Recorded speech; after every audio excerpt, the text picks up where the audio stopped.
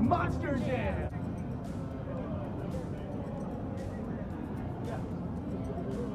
What's up, man? It's been a long. I've been waiting for this moment a long time. You have, and then this moment, and you come up here wearing this. All my shirts, all my clothes are here. That's okay, yeah. That's cool. That's my excuse too, man. Yeah. Hey. What's up, buddy? I wanted to ask you, how did you set a world record of the world's longest Monster Jam wheel? The longest wheelie? Yeah. Dude, it was honestly kind of tough. So when they asked me if I wanted to try it, I was like, absolutely. Well, I thought, like, you can look on the back of Cole's truck, there's the bumper there that's, it's all shiny. That's from dragging on dirt. I was like, absolutely. It's going to be so easy. Get up in a wheelie, drag the bumper. Guinness's rules, you cannot touch the back of the truck. And I'm like, oh, wow. So we took the bumper off. But that actually made it a little more difficult because you couldn't just get up there and ride a wheelie. So you had to balance the truck, but also the truck started building so much speed that some other guys they made a special ramp, so you hit the ramp and it would just shoot the front end up and they would ride it. So I had to jump, land the truck, get it into the wheelie, but not hit the bumper. It got going so fast, dude, I thought I was going to wreck. There's a couple other times I did it and it didn't even show. The truck started to turn, going like 45, 50 miles an hour in a wheelie.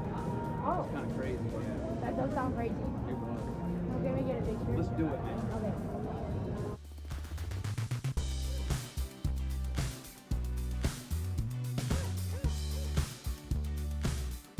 Two things I wanted to ask you.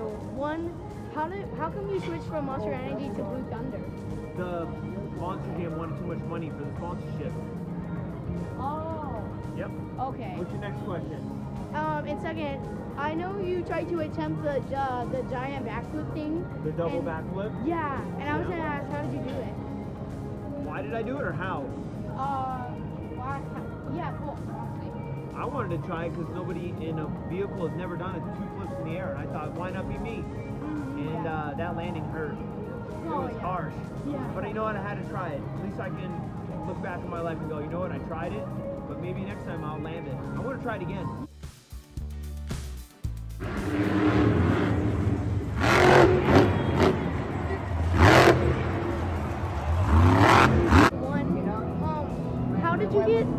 How did you win the high jump competition at World Finals? So the high jump contest, I think it was all about the setting of the truck. So my crew guy had a special setting, special gear, and it worked out. And I think it was whoever touched the brake earlier, and I barely touched the brake, and I think that helped. Oh, nice. That's really cool. But second, how come you switched from Dalmatian Ice and into Lucas Stabilizer? Because I have a big opportunity to be part of the family with Lucas Oil, and I thought it was so cool because I love, vintage truck, and that's kind of like an old, trucker. So I thought it felt so good with me. Yeah.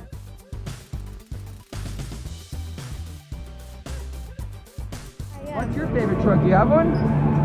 It's between Gravedigger, El Toro Loco, and Blue Thunder. And Blue Thunder. So who you think's gonna win today? I think I have money on either Gravedigger or Blue Thunder. All right. And why do you think Gravedigger always wins? I just don't know. I just have the feeling in my gut that he might. I don't know. It's just, I feel like most of the majority of the time he wins, and like it's just, like I said, the most of the majority of the time he just wins, and it's like always like it's pretty predictable. And how you feel when he goes and makes like one jump and he crashes and people vote for him and give him a 10 for one jump and crashing? Okay, now I don't like that.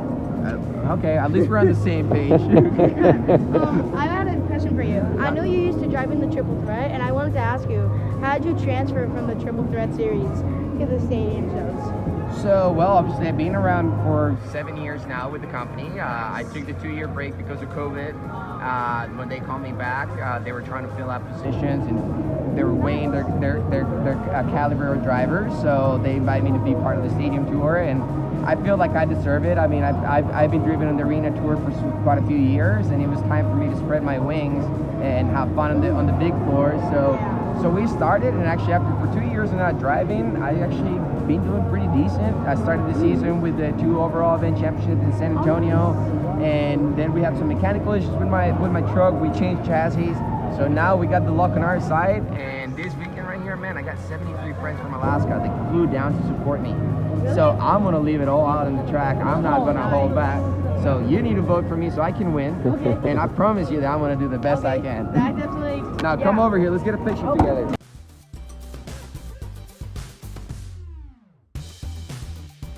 Yeah. What a great t-shirt. Thank you. I wanted to ask you a question. What's it like to teach all the drivers at UNOH and like teach them just how to drive fully? Once you're done, like teach them to like go out there and just go all out. What's it like? It's really cool, but the number one thing I want to teach them is drive with your heart. Drive with your heart. Yeah, that sounds nice. That sounds.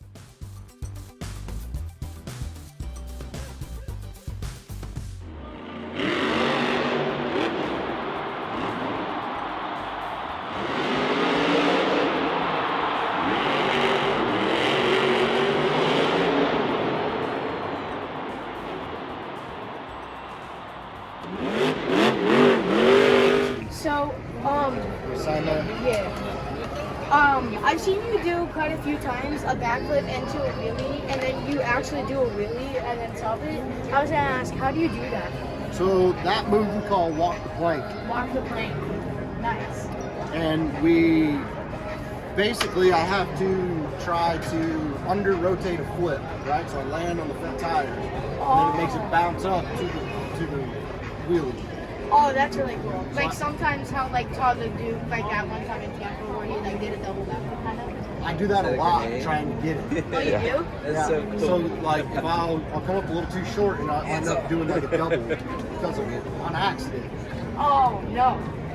But that sounds like a lot. But is it fun? It is crazy. I love it. That's our signature move now. So and it's really hard because we flip so fast now. It's hard to get it dialed to. Yeah. Right when I had it figured out, they changed the whole ramp. Oh, they So did? now it makes you flip faster, and it's hard to do it. But we got two this year. One was like perfect, and then the other one was a double backflip. And then today is the day. We'll do one today. You're gonna do one today? Yeah, absolutely. Cool. Every Alright, time. Every time.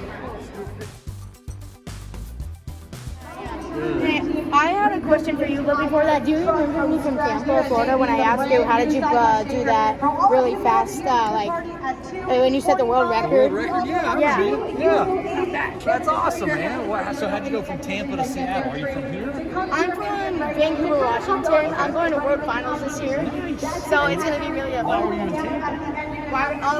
For my birthday, I went to a water park there, and then I went to Monster Jam and all that stuff. That's so cool. But I'm gonna have even more fun at Monster Jam World Finals because I'm going to Universal Studios and all that stuff. So you're gonna make like a big weekend out of it? Yeah. That's awesome, man. I'm glad you're back. Well, I've honestly forgotten your answer, so I was just gonna ask you one more time. How did you set that world record of just going over 100 miles an hour? Well, it was all about it was really about the motor, right? So the hard part was getting enough power out of the motor because it was so hot and humid, and the air was terrible for it. Well, these motors need a lot of oxygen to make power, and we weren't getting a bunch of oxygen out of here. So that was the hard part, trying to get all the EFI systems and stuff to coordinate with each other, getting the most out of the gearing. We got a lot of horsepower out of it too, so that was good. Yeah, I remember you saying that. But it's still really cool that you did that. I appreciate it. Yeah, it was a big team effort. Big team. Yeah, I saw like in the part of the video on Monster Jam, like they had to like fuel stuff with the truck, take it apart, make new tires and stuff. That's right. Yeah. They got the most even tires out there and stuff. So that was good.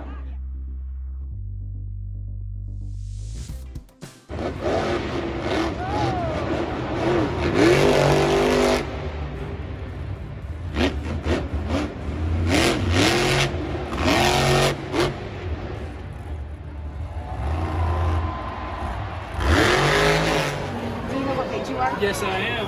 All right. Hey, I wanted to ask you. Yeah.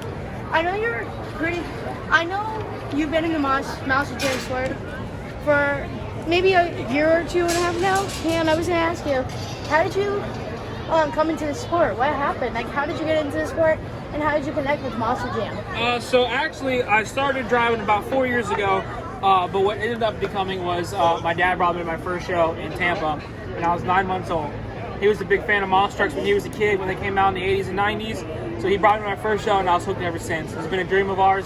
It's been a dream of mine since I was a kid, and we got the opportunity to build his truck in 2013, and we thought it was the proper time when I turned 18. We were going to build my truck.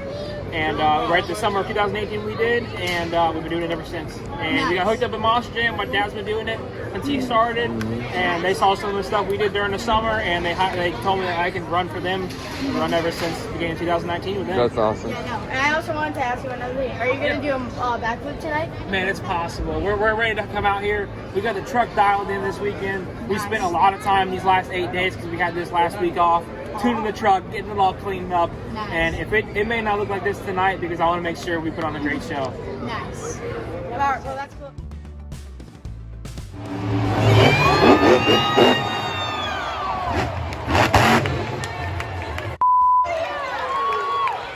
Good. Max D, you was the best. Most of my clothes are dirty. I was gonna wear a different shirt, but Oh no, that's okay. You're a Max D fan. I'm totally cool. I mean, not really. I'm just wearing it because it's a Monster Jam shirt. Well, that's all right. There's nothing wrong with that. Nothing wrong with that at all.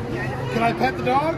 He's working. He's working. So Yeah. I can pet him. Okay, that's why I figured I would ask. Thank you for I have a asking. question to you. Yeah, sure. What you got? I was gonna ask, what's it like to drive around? I mean, to go around the world with your son, Nick Pacquiao. Wait, that's you. No, you had it right. No, Oh. that's my son, Nick. Yep. All right. Well, what's it like to drive around, to go around the world with your son to these giant Monster Jam events with hundreds of thousands of people? So I'll give you the quick story. So we got to go do this as a family and watch the shows, and we had a lot of fun. And if you would have told me 10 years ago that we were going to be doing this as a family and racing and competing, I would have told you there's no way. That's a dream that I don't think would ever happen. So to be able to go cruise around and go to all these venues and these events with my son Nick and be able to compete in front of all the fans and have fun and do this, you know, there's nothing that compares to it. And now I have my other son Michael and my daughter Brooke who are racing, and so hopefully you're going to see them in the next few years. And so I mean, you're going to see more of the Pagliarulos probably, I'm sure at some point. And if they all drive as crazy as Nick and I do, it's probably going to be entertaining. Yeah. Are you gonna do backflip tonight? I hope to. As long as the truck's in good shape, I hope to do back to tonight. Nice. I haven't done one all season that I'm due, so we've been battling shock issues, and I think we're through all that. So as long as the truck's doing good, then we're gonna do all right. Is this your first time in Seattle? Yes. The furthest northwest we've ever been is this weekend. We were in Oakland I think 2015. That's the furthest northwest we've been, but so this is the furthest since then. It's Nice. beautiful here. We're excited. Yeah, Yeah, it is. yeah. Beautiful area.